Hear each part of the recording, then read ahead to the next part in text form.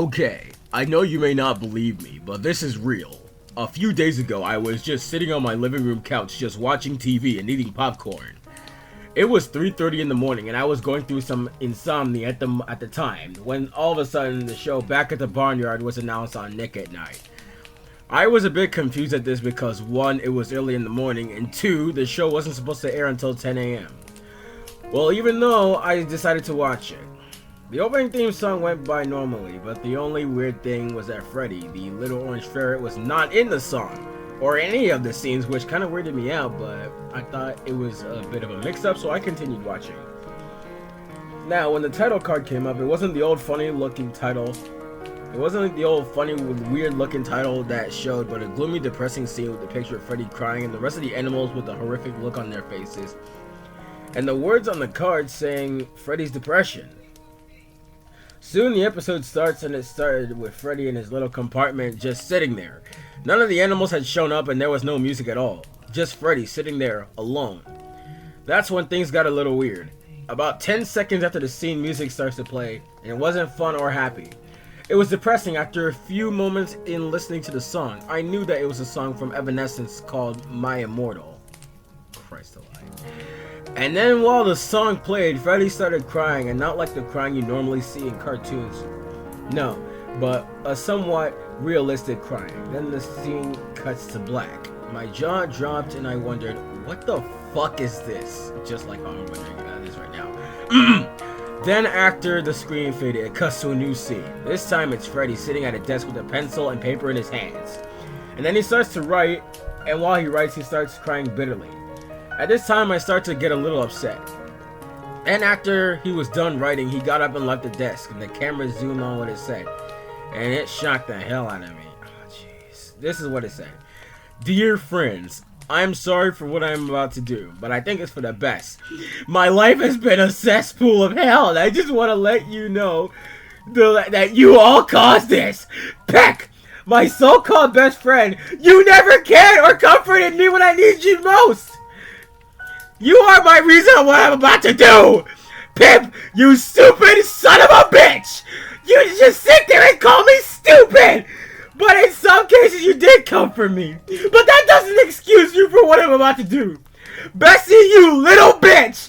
I hate you so much! You just sit there and insult me 24/7 and never take any consideration to my feelings, and you are first in what I'm about to do. And the rest of you, just be prepared! I hate you all! Freddy! I was shocked and scared at the same time. What do you mean by when he said, get ready for what I'm about to do? I was so tempted to turn off my TV, but I had to watch the rest. After 5 minutes of this, it cuts to Freddy still crying and holding a knife. But soon it starts to get scary. He soon stops crying and he looks up. My face was locked in horror. His tears had soon become tears of blood, and his teeth looked like a rabid dog's would be like. And his eyes, oh god, his eyes! His eyes soon became fully black, like he was possessed by a demon. Then we hear Otis and the rest of the gang get home, but when they see Freddy there, faces turn to pure horror-stricken fear. Freddy just smiles and said in a demonic tone, "Let's get ready." Then the screen cuts to black for about 4 seconds. Then when the final scene finally arrives, but the scene is horrible. If you'd ever been in a slaughterhouse, you haven't seen nothing yet. It shows all the animals all horribly mutilated and bloody. Otis was horrible. His stomach was cut open and all of his entrails were cut up and pulled 5 feet away from his body. Blood draining from his stomach to the middle of the floor. Then the camera points to Pig. His body was hanging upside down in an inverted cross, and his face was apparently peeled off his body. And also his stomach was cut open and his entrails dangled a few feet away from his head. And on his head was carved an upside down pentagram with the word pig in the middle of it. Then the camera pointed to a pot of boiling water, and when the camera looked into the pot, there was nothing but blood and little bits of organs and a boiling head floating.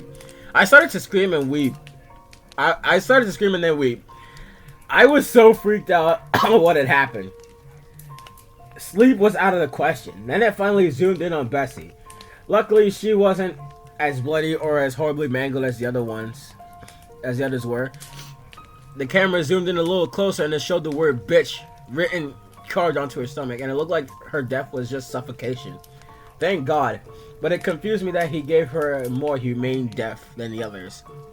After a few seconds, you could hear faint crying in the background, and it was Freddy. He was just sitting in his cell covered in blood and bits of feathers. And you could hear him faintly saying, "I hate you, Satan, you dirty bastard." As soon as after a few minutes, the sound of a police car came and arrested the bloody animal. Then the scene cuts to credits. My face was shocked and my eyes kept on widening. What was happening was the worst thing that ever happened, and ever since then I have tried to find the video and more info, but Google search showed no results. I warned you all, if you happen to see an episode titled Back at the Barnyard, Lost Episode, or Freddy's Depression, do not watch it or else you will suffer the consequences. Okay, now it's time for a review and analysis into the story, because I am about to absolutely massacre this pathetic excuse for a quote-unquote story. There is absolutely nothing that is interesting about this story at all. I mean, Reader requested me to read this, and he wanted me to rip it to shreds, so I'm gonna be doing him that favor. I'm going to tear the living fucking shit out of this story. There is absolutely no substance here whatsoever. There is absolutely nothing that is so scary. It's the same little cliches that happens in most creepypastas, that happen with most lost episode creepypastas. This literally makes no fucking sense whatsoever. That's all I'm gonna say here. It literally makes no fucking sense. How can you possibly even consider this a story? It reminds me of that one speech from the film Billy Madison. But let me paraphrase it. What you just wrote is one of the most insanely idiotic things I've ever read. At no point in this rambling, incoherent clusterfuck of nonsense did this story even come close to anything that could even be considered creepy or scary. There are multiple grammar and punctuation and spelling errors, and the amount of brain cells I have are rapidly deteriorating by the second. I can feel myself getting dumber and dumber. I can feel myself getting stupider with each passing word I read in this story.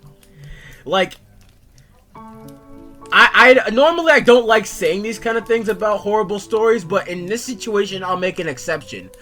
This story, if you could even call it one, is so bad that it should be used as a means of torture in Iraq. There, I fucking said it.